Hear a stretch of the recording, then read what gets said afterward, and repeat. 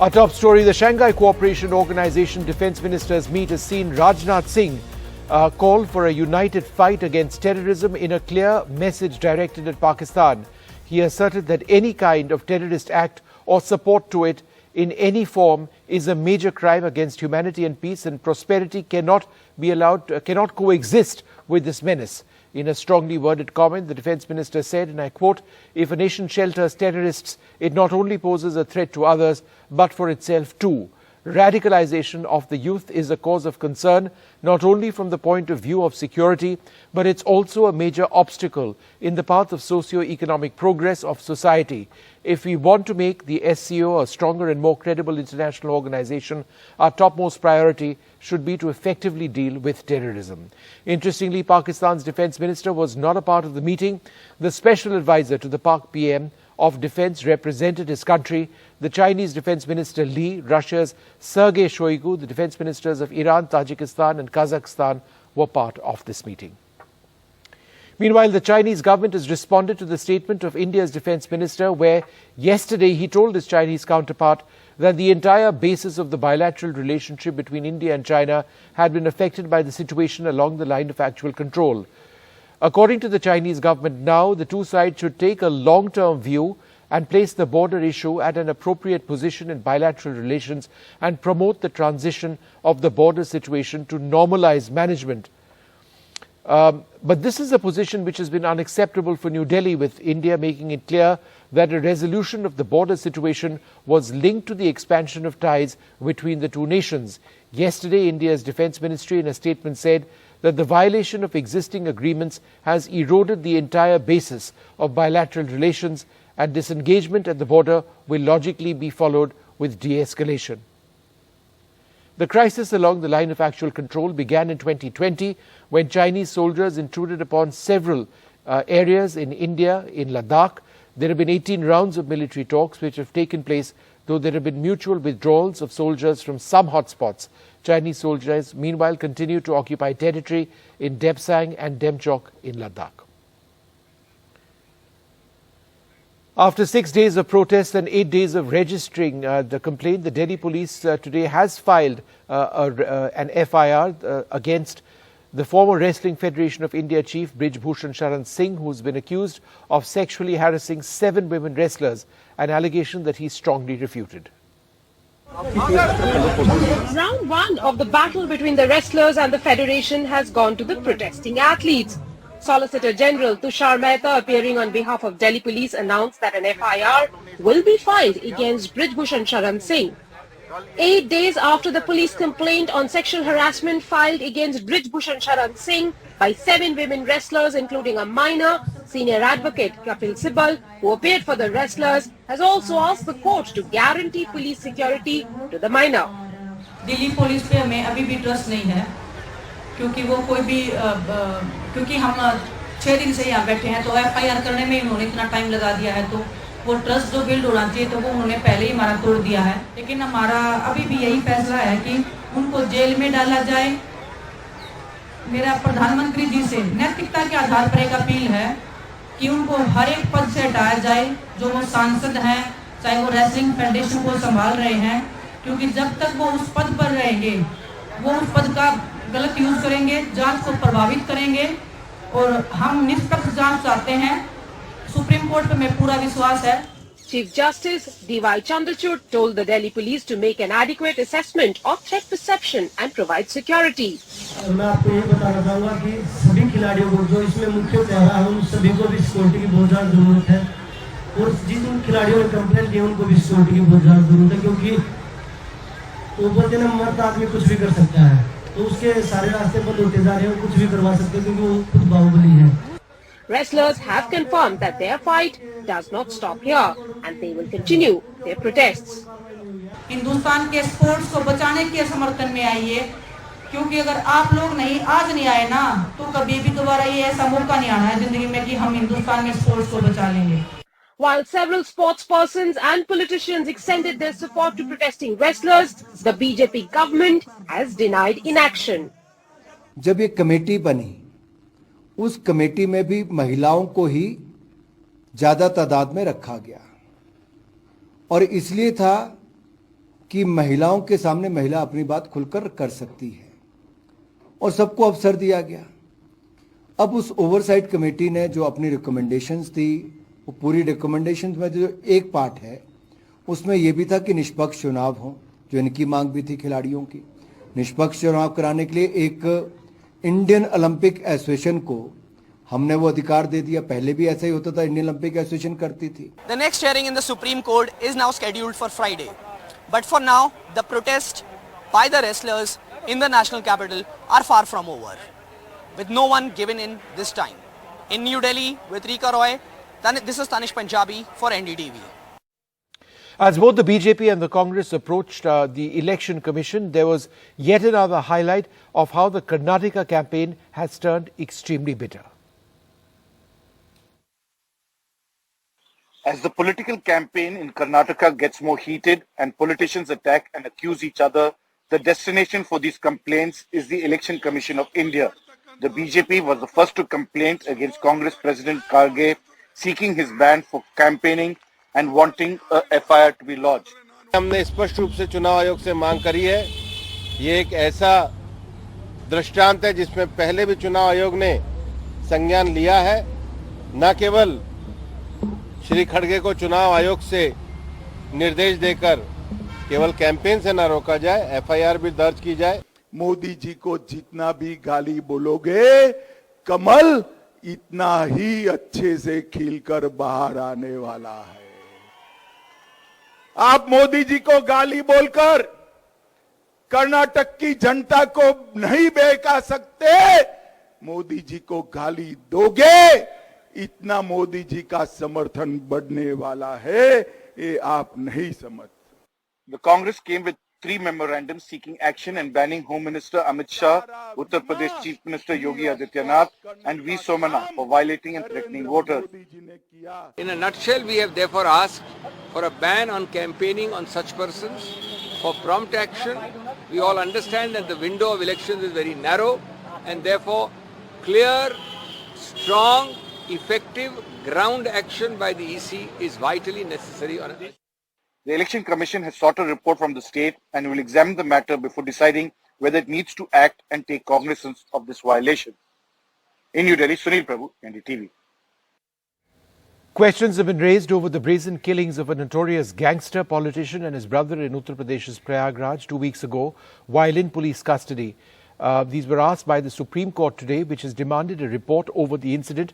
Atiq Ahmed and his brother Ashraf were gunned down by 3 assailants on the 15th of April as they were being escorted by the police for a hospital checkup, which is routine. The attackers, who pretended to be journalists, surrendered after shooting the brothers multiple times. My colleague Arvind Gunasekara joins us now for more on this. Arvind, what exactly does the Supreme Court want to know?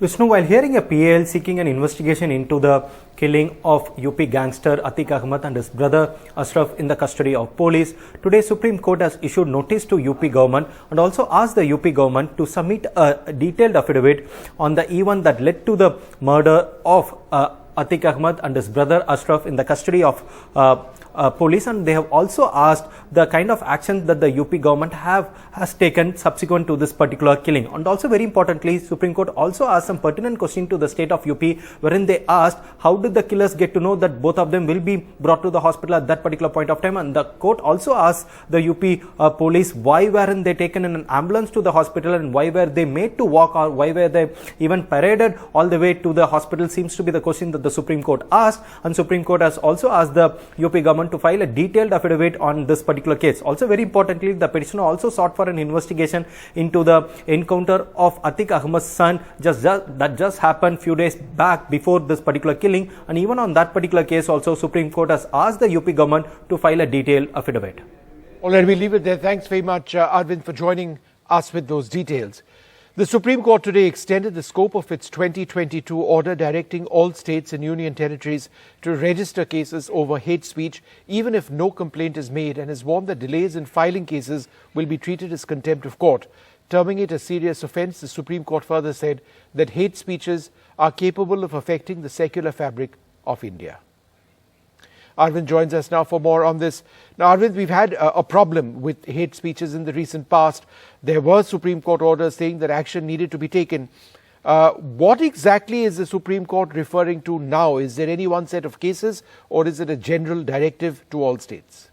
If you could remember, in 2022, Supreme Court had issued similar kind of an order, a direction to at least 3 states, Delhi, UP and also Uttarakhand. And that particular time, this particular order was issued by the Supreme Court in connection with the Dharam Sansad event that was happening across these 3 states. And that's where the petitioner had moved the Supreme Court that despite hate speeches being given, the police not acting accordingly. And that's why Supreme Court had directed all these 3 states to register cases whenever they come across such an instance of hate speeches without waiting for any complaint. And they have asked the police to take suo motu cognizance and register case accordingly. And they had also warned the state police that if at all if they fail to act accordingly, then contempt action can be initiated against them. Now again, when the matter was taken up for hearing today before Justice K.M. Joseph bench, petitioner also brought to the notice of the court that similar speeches are also being given across the country, and they also brought to the notice of the court an incident that happened in Maharashtra, and they said that the Maharashtra police has not yet registered an FIR. And that's where Supreme Court decided to extend or expand this particular order that was given to only these 3 states to across the country. So now across the country, all the police personnel, whenever they come across any instance of a hate speech, they have to register a case suo motu without waiting for any complaint. And Supreme Court has again warned that if at all if the police fail to act accordingly, then they can be prosecuted for contempt of court. All right, Arvind, thanks very much for joining us. The Met Department has predicted a heat wave for various parts of India in May. Monthly maximum temperatures are expected to be above normal for east, central and eastern regions of the country. Parts of the northeastern peninsular India will also see hotter weather. The states that may sizzle in the heat are Bihar, Jharkhand, Orissa, Gangetic, West Bengal, eastern Uttar Pradesh, coastal Andhra Pradesh, and some parts of North Chhattisgarh, East Madhya Pradesh, Telangana, and coastal Gujarat. This even as normal rainfall is expected in May. In fact, parts of northwest India, many parts of west central India, and the northern part of peninsular India may even see normal to above normal rainfall. With the countdown to the Karnataka voting date, as the top leaders from each political party continue to focus on poll promises and politics, Bengaluru's persisting problem of waterlogging seems to have taken a backseat. How crucial is the issue? My colleague Srija has this report from Mahadevpuram.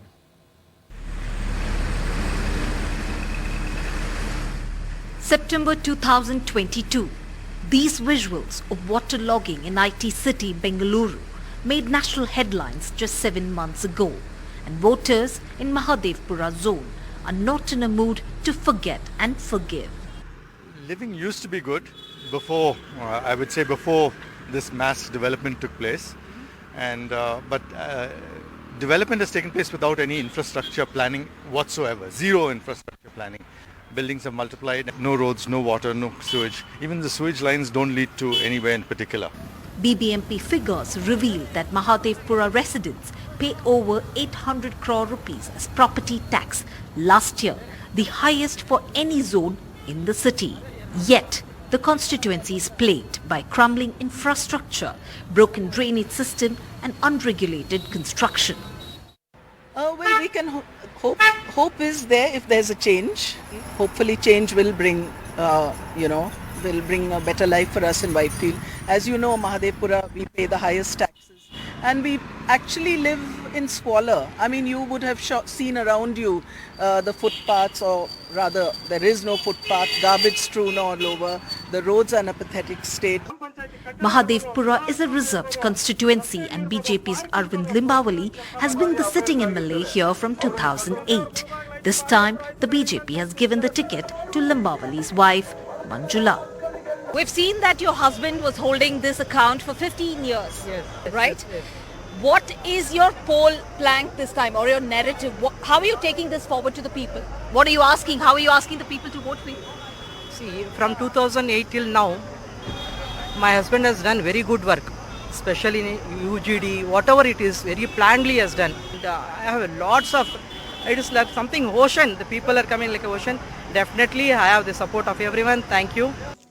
The number of voters in the Assembly constituency has nearly doubled in the last 15 years, from 2.5 lakh in 2008 to 4.7 lakh in 2023. I have a lot of vision and objectives. Mainly, drinking water supply. Kaveri has not come to our area, certain areas. How to provide Kaveri water to them, a lot of demand. And water, traffic jams everywhere. But basically I'm an engineer. I was the director technical of DISCOM and KPTCL. So I can apply my mind and see that the water drains out and main stormwater drains are restored and side walls are provided. Both BJP and Congress have fielded so-called new candidates in the tech zone of Mahadevpura Assembly segment. Will anger about infrastructure or civic force will influence the voting pattern, or will it be other factors in this biggest assembly constituency that saw a voter turnout of nearly 56.34% in 2018? In Bengaluru with Kumar, Srija for NDTV. Large gatherings have been banned and mobile internet services have been suspended in Manipur's Churachandpur town following violence ahead of Chief Minister N. Biren Singh's visit to the district today that was called off amidst the tension. On Thursday, a mob vandalized and set on fire the venue of an event to be attended by the Chief Minister, allegedly over the BJP government's survey of reserved and protected forests and areas like wetlands. A total shutdown in Manipur's Churachandpur town. After a night of violence, when this mob went on a rampage over Chief Minister N. Biren Singh's visit that was scheduled today but got cancelled after the violence. The mob burned down this open-air gym the Chief Minister was supposed to inaugurate. Even today, the police had to fire tear gas shells to control the situation. In a statement, the Indigenous Tribal Leaders Forum, the group that is protesting against the Chief Minister of the BJP-ruled state, claimed the government is trying to evict villagers from their traditional homes by saying the villages lie in reserve forests. 3 churches have also been demolished in the area in recent times. 41% people in Manipur are Christians. These are charges the Chief Minister has dismissed. What indigenous tribal? That is senseless. I don't want to comment. Do you think the development will stall this by this kind of forest? No. No one can hamper any kind of development work. Those who involved in such anti-development activities. The Manipur government claims those protesting against Biren Singh have vested interests and are angry over the BJP government's war against drugs. Hundreds of acres of illegal poppy cultivation have been destroyed in the last few years. The Manipur government has also ended ceasefire agreements with some groups in the area who the government alleges had triggered past agitations over anti-encroachment drives. The BJP's own ally, the Kuki People's Alliance, is questioning the government. One thing you should realize, because the government has taken up a stand where on Forest Act and other things have been used to infiltrate or to encroach on the interests of tribal settlements. This accumulated sort of feeling and anger must have prompted these certain organizations. Manipur Chief Minister N. Biren Singh is seen as somebody who has tried to bridge the ethnic divide in the state by his programs like Go to Hills, but this incident shows that ethnic fault lines are still vivid in a state where 90% of the area is dominated by the tribals who only have 20 members in the 60-member assembly. And the High Court in a recent order has asked the state government to consider the Meiteis, who are the majority community in the state, to be included in the scheduled tribe list. This perhaps has triggered old anxieties. With Kamen Thang in Churachandpur and BM Sanju in Imphal, in Guwahati, Ratndeep Chaudhary for NDTV. India's ONDC platform is said to be a game changer in the e-commerce space. My colleague Sakshi has the details. Commerce and Industry Minister Piyush Goyal recently urged e-commerce companies not to miss the bus on joining ONDC.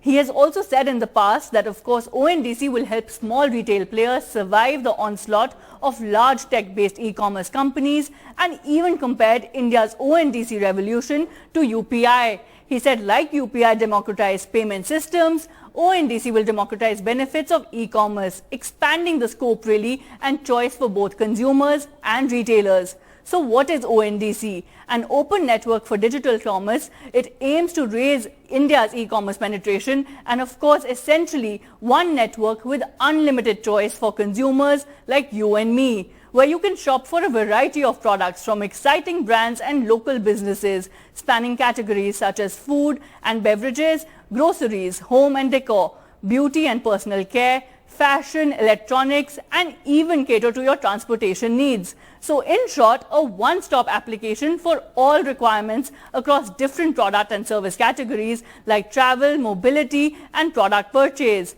And for sellers, anyone can join ONDC, including startups, small-scale sellers, regional players even, basically opening up the entire e-commerce chain completely and making it a collaborative process. So ONDC, the government-backed project that was launched in April 2022, has already crossed the milestone of 5,000 daily orders in the retail category, which mostly includes food and beverages and grocery, making this a 25-fold jump in last 2 months. The ONDC platform is said to be a game changer, and experts believe by connecting consumers directly to the sellers without charging a premium and also giving them the freedom to, of course, the sellers to choose their own shipping or delivery agents, a fresh neutral marketplace for all has now emerged, breaking the monopoly of many e-commerce giants and, of course, their delivery apps altogether.